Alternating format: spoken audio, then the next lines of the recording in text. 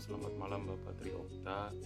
Selamat malam teman-teman. Pada malam hari ini saya akan mempresentasikan jawaban UAS saya mata kuliah Psikologi Komunikasi. 1. Tanda-tanda komunikasi yang efektif menurut Stewart T. Tubbs dan Sylvia. Yang pertama, pengertian. Kedua, kesenangan. Ketiga, mempengaruhi sikap, hubungan sosial yang baik, dan yang terakhir, tindakan. Nomor 2, 4 teori psikologi. Teori psikologi manusia dibagi menjadi 4. Yang pertama, psikoanalisis.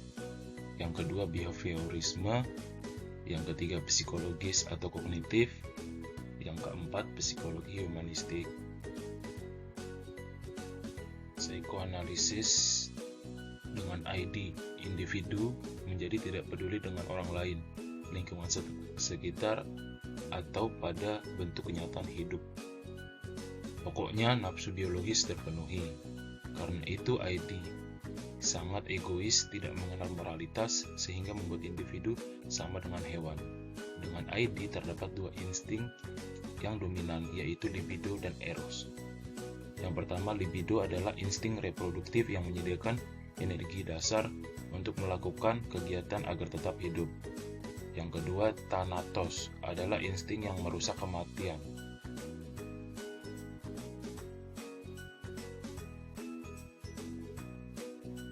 Psikoanalisis ego merupakan kesadaran akan realitas yang bergerak atas prinsip realitas, yang membawa struktur kepribadian individu ke arah kenyataan sosial. Dengan demikian, ego yang membuat keinginan-keinginan individu terpenuhi. Sebaliknya, ID hanya menghasilkan sejumlah keinginan, bukan memenuhinya. Psikoanalisis superego merupakan polisi kepribadian, hati nurani yang berupaya mewujudkan keinginan-keinginan ideal manusia, yaitu norma-norma sosial dan budaya masyarakat.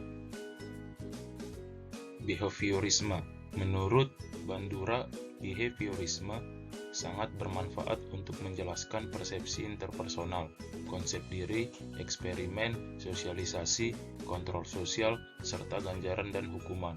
Behaviorisme menganalisis perilaku manusia hanya berdasarkan perilaku yang nampak serta dapat diukur.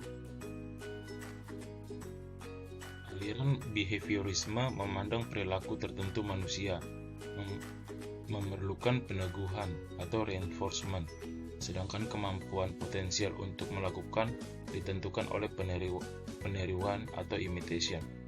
Dan dalam suatu proses belajar sosial atau social learning, behaviorisme memandang manusia sebagai homo mechanicus atau manusia mesin. Psikologis atau kognitif. Psikologi kognitif memandang manusia sebagai makhluk yang selalu berusaha memahami lingkungannya, makhluk yang selalu berpikir atau homo sapien. Menurut Kurt Lewin, dengan rumus B sama dengan F dalam kurung P, E, perilaku atau behavior adalah hasil interaksi antara keseluruhan diri seseorang atau person dengan lingkungannya atau environment.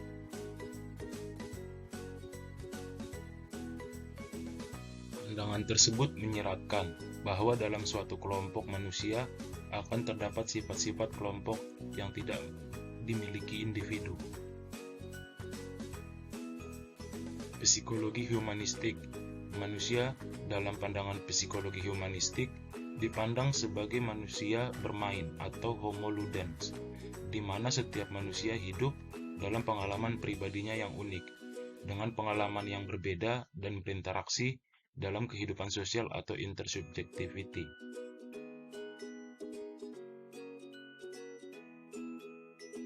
Pandangan psikologi humanistik berpijak pada 1. Keunikan manusia, 2. Pentingnya nilai dan makna, 3. Kemampuan manusia untuk mengembangkan diri.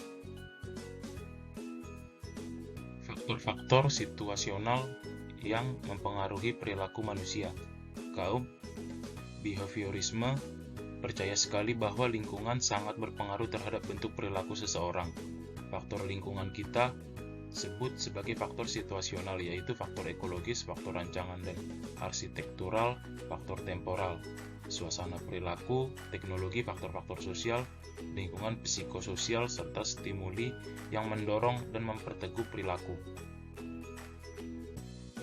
Faktor ekologis di dalamnya menyangkut keadaan alam, mempengaruhi gaya hidup dan perilaku, efek temperatur pada tindakan kekerasan. Orang yang hidup di daerah tropis cenderung lebih santai daripada orang yang tinggal di daerah dingin. Faktor rancangan dan arsitektural. Pengaturan ruangan terbukti mempengaruhi pola komunikasi. Lebih percaya diri atau merasa aman di daerah yang kita kenal. Waktu temporal. Waktu mempengaruhi bioritma manusia. Kegiatan manusia dilakukan berdasarkan waktu. Kedua, waktu mempengaruhi makna.